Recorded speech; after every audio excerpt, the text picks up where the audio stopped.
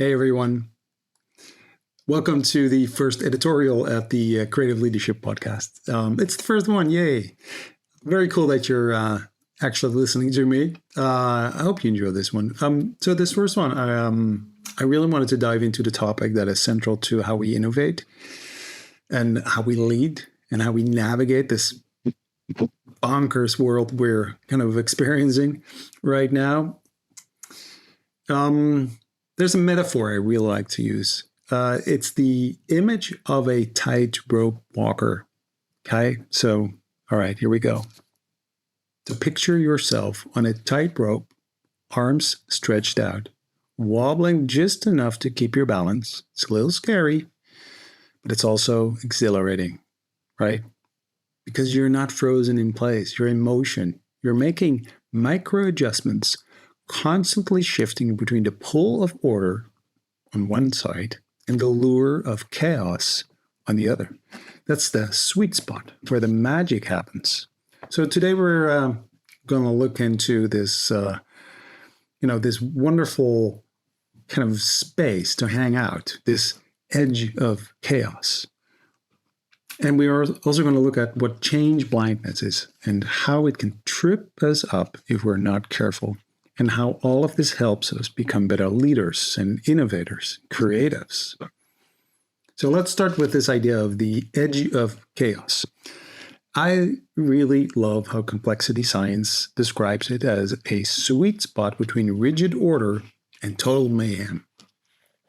On one side, if things are too structured, like an organization with layers upon layers of bureaucracy, creativity gets stifled. People get stuck following the same old processes, or they're terrified of breaking the rules. On the other side, if there's too much chaos, everything becomes so scattered that no real process is made. It's like everyone's running around in different directions without a shared purpose. But right at the edge, that's where we get both innovation and stability. There's enough structure to keep us moving together, but enough freedom to experiment and try bold ideas. Nature offers plenty of examples. There's a well-known concept called the intermediate disturbance hypothesis, which basically shows that ecosystems hit peak biodiversity, peak life, when there's a moderate amount of disruption, too little disturbance, and the system gets stale, too much, and it collapses. So the same logic applies to businesses and teams. Think of a company like Google. They famously gave employees 20% time to explore big, wild ideas. There was a bit of chaos sprinkled into their daily work. But they also had a framework in place, enough organization to decide which of these ideas would move forward. It wasn't anarchy, but it wasn't stifling order either. It was a dynamic balance right on the edge. Now, I want to be clear. Order by itself isn't a bad thing. We need some structure to keep us grounded and consistent.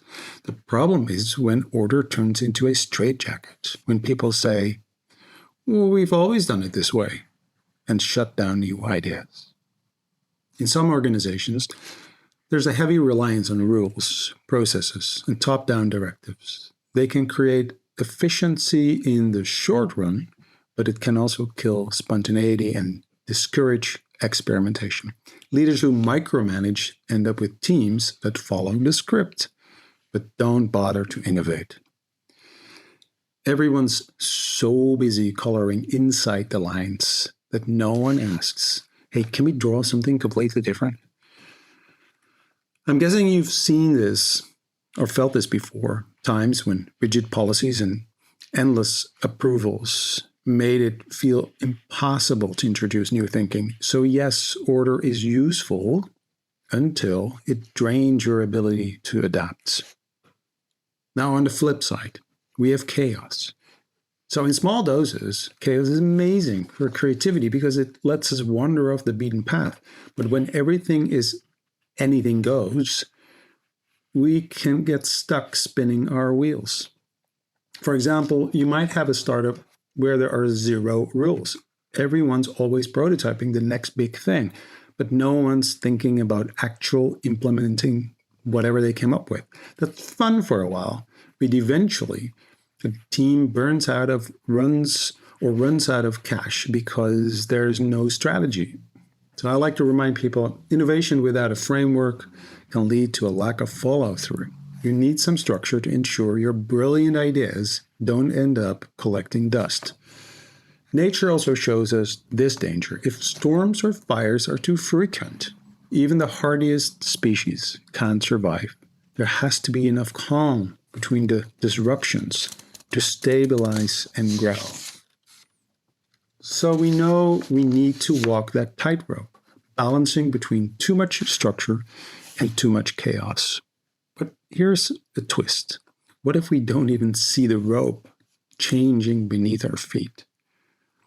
That's where a concept called change blindness comes in. Change blindness is this fascinating phenomenon where we fail to notice slow, subtle shifts happening right in front of us.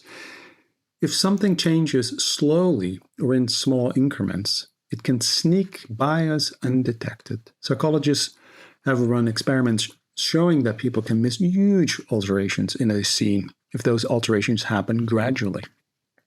So translate that to the business or leadership world. You might be so focused on day-to-day tasks that you miss a major shift in customer behavior or technology or even in your own team's morale. Think about Kodak. They invented the first digital camera, but didn't quite act on that technology. By the time they realized how big digital would become, other players had seized the opportunity, or blockbusters. Blockbuster, yeah, they saw Netflix coming, but they didn't move quickly enough to adapt because the change felt gradual until it wasn't. We often say, in hindsight, it was so obvious, but it's only obvious later. In the moment, we're often blind to the slow creep of change, like the proverbial frog in slowly heating water, which is a metaphor because actually frogs do notice. I haven't tried it, but I think people did, and they will escape. But the metaphor still works. So how do we get better at walking this tightrope, staying on the edge of chaos while also combating change blindness? So here's a few practical tips that come to mind. Stay curious and keep scanning the horizon. Make it a habit to look beyond immediate tasks. Ask yourself and your team, what's changing around us, even if it's subtle? Is there a shift in customer tastes? Is there a new technology lurking in the background? The more we train ourselves to notice small shifts, the more likely we'll adapt before a crisis hits. Create a culture of experimentation.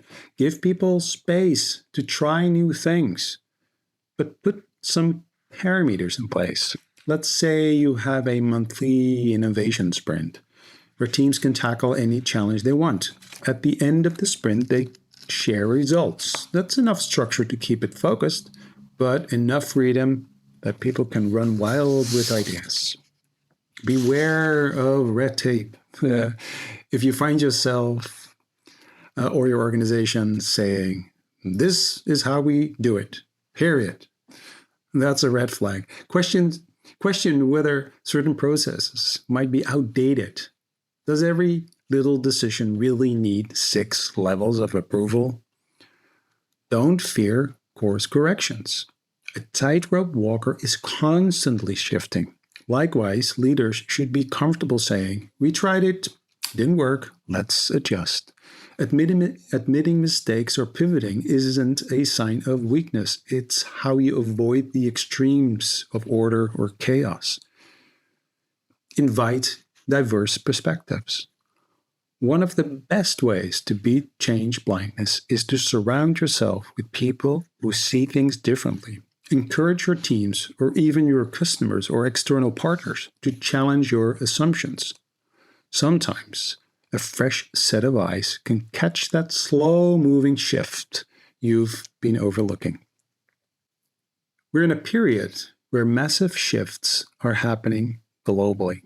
Technology, climate change, social values, you name it.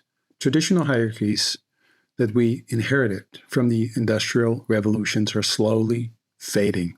We're seeing more small, interconnected teams and ecosystems of small companies working together rather than one big monolith controlling everything.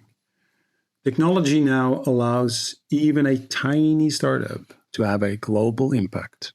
In this world, being flexible, perceptive, and collaborative isn't just nice, it's non negotiable. All right, so thank you so much for tuning in. I hope this editorial has sparked some new ideas, or at least giving you a fresh perspective on how to navigate our weird, crazy, chaotic, ever evolving world. Next time you feel the wobble underneath your feet, remind yourself it's not about standing still, it's about making those micro adjustments, staying curious, and leaning just enough into both order and chaos to keep moving forward. So until next week, remember that, you have to keep that creative energy flowing. And I'll catch you on the next episode of the Creative Leadership Podcast. Thank you. Take care.